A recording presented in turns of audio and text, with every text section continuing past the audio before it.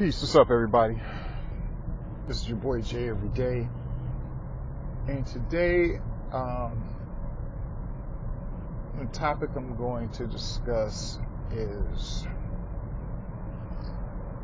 Beyonce, Rihanna, and Janet Jackson and complacency. Now, most people would say or think, well, why are you talking about these three women and what does this have to do with complacency? Well, just follow along and see if my logic makes sense.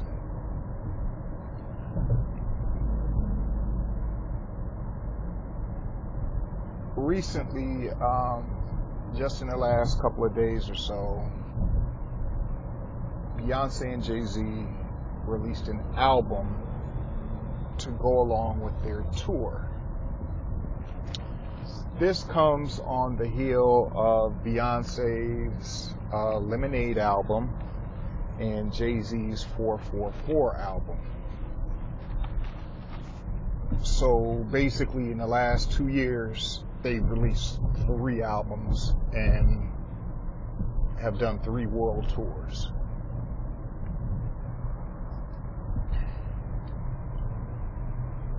Now, most people would say, oh, that's just them being an artist. That's just them wanting to get rich. And most people would think it's about money. And while all those things are true, here's the thing. Beyonce is arguably the top performer in the world right now as far as music is concerned.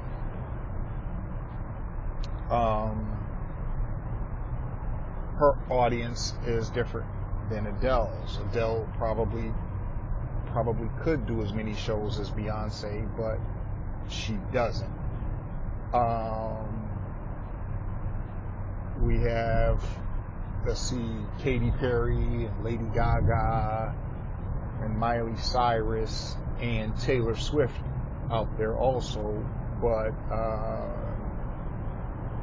their tours and their music is starting to wane a little bit.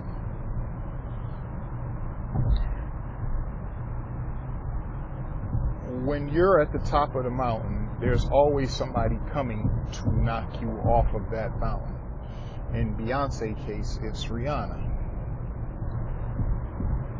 Rihanna hasn't released an album in about 2 years, 2.5 years. And she's been very quiet except for, the tabloids following her and her beauty and makeup lines, which are selling like crazy. So she's probably in the lab cooking up an album.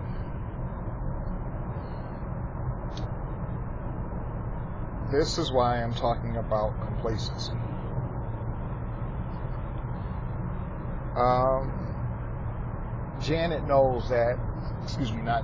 Beyonce knows it's only a matter of time before Rihanna takes that #1 spot. She's been fighting and holding her off for the last 4 or 5 years. There was no clear line between 1 and 2.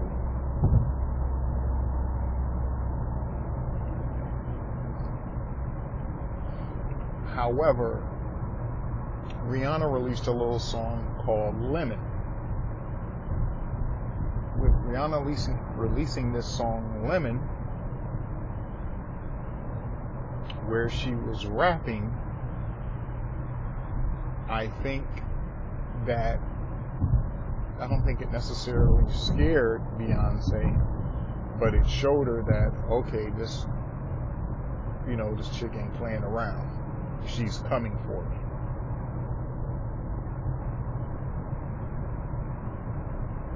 And I don't think it was a coincidence that she named it Lemon either.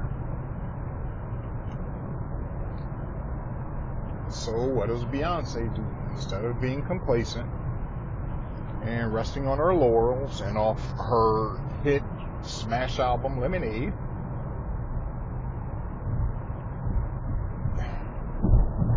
her and Jay-Z released a joint album. Now, they've done songs together before, but they've never released a joint album, and this has been talked about for years. They had to release it to get maximum effect, and they did that by doing it while they were on tour.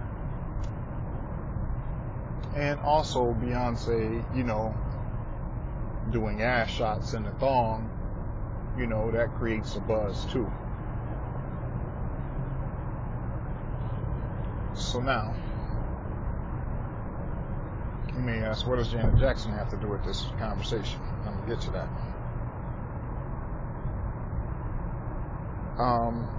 Janet Jackson was the number one artist after her brother had fell off. I mean, you still had your Whitney Houstons and Mariah Careys, but they didn't combine the videos, the concerts, the dancing, and the music the way Janet Jackson did. But Janet got complacent.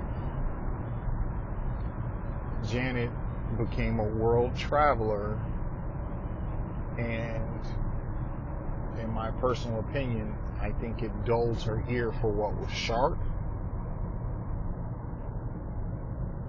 And she also didn't have people around her who would tell her, nah, that shit isn't it. She got complacent because even though there were people coming for her spot,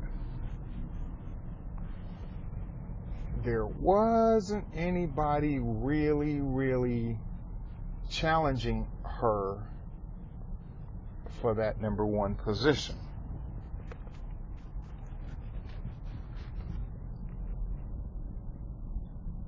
So when that number one spot started being challenged, it was being challenged by a group of young girls. There was Aaliyah, there was Brandy, and there was Monica. All of them could sing, but nobody had really established dominance.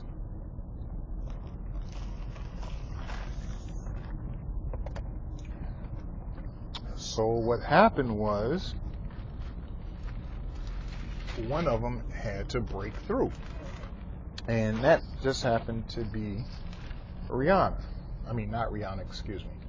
That happened to be Aaliyah.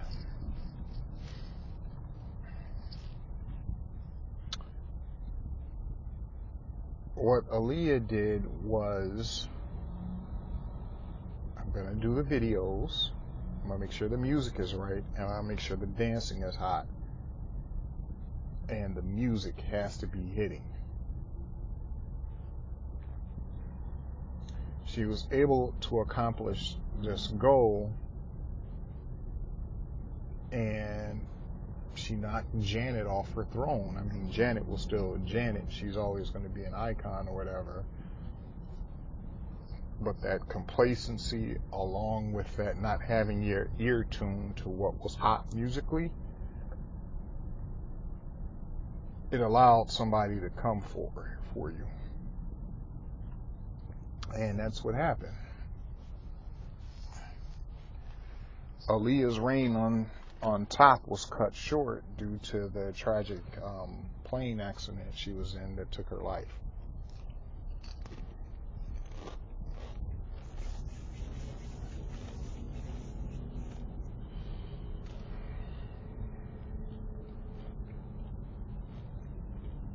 And after that,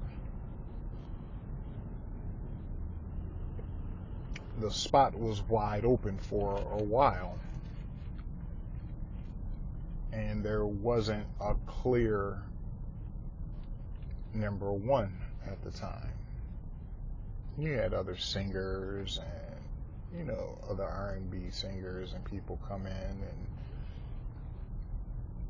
nobody came along until Beyonce took the crown. Once Beyonce took the crown, she wasn't giving it up.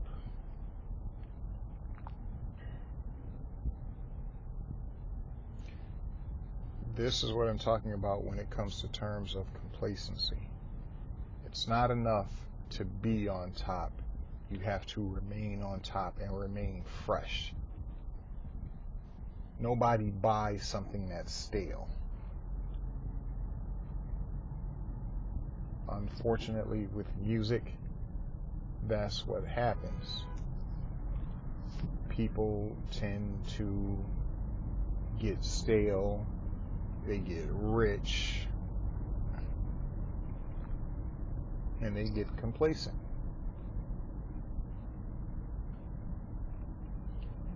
If you notice with Beyonce and Jay-Z, they're never complacent or stale with regards to music and being those two top, being the king and the queen.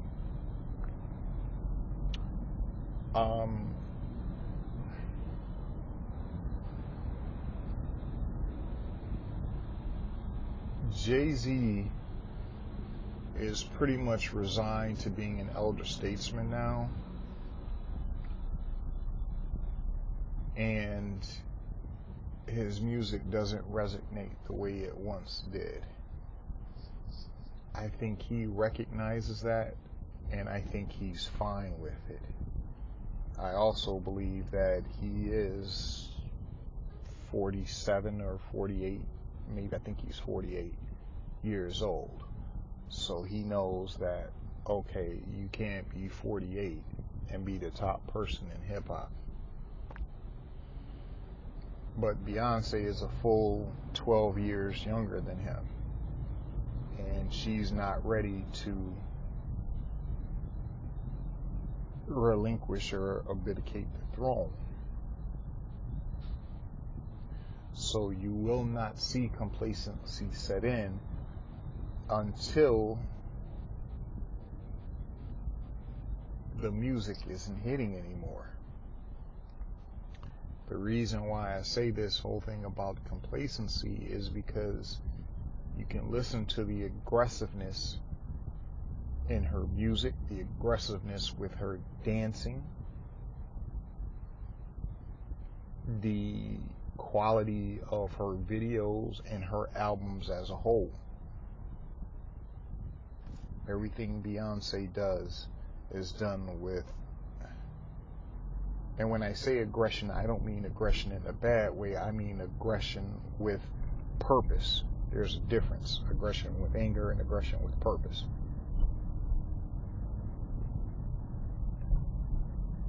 Beyonce, you're going to have to take the crown from her. You're not going to, she's not going to give it away or just let it fall by the wayside or start making crappy music. Basically, the people will, install someone new as queen. The reason why I wanted to bring this up is I wanted everyone to think about, just for a second, about complacency. And this goes for men and women. Where there's complacency in your brain, in your body, or in your bank account, complacency is never a good thing. You should never, ever be satisfied. You should be thankful and grateful for what you have, but there's nothing wrong with trying, with I don't even want to say trying. There's nothing wrong with wanting and doing more.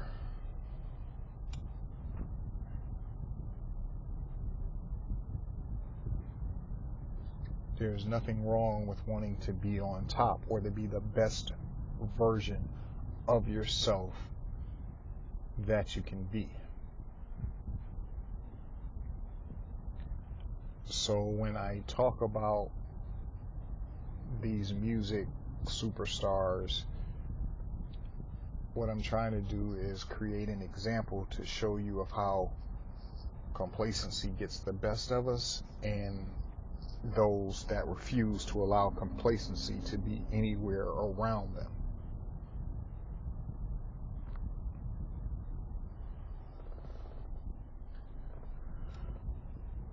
So that's my story. I hope it makes sense. I hope that you really think about what I'm saying with regards to it, and don't look so much at who the people are. I was just using them as the clearest example of it, as opposed to using something else as an example of to show complacency. And with that, this is your boy Jay Every Day, and I'm out. Peace.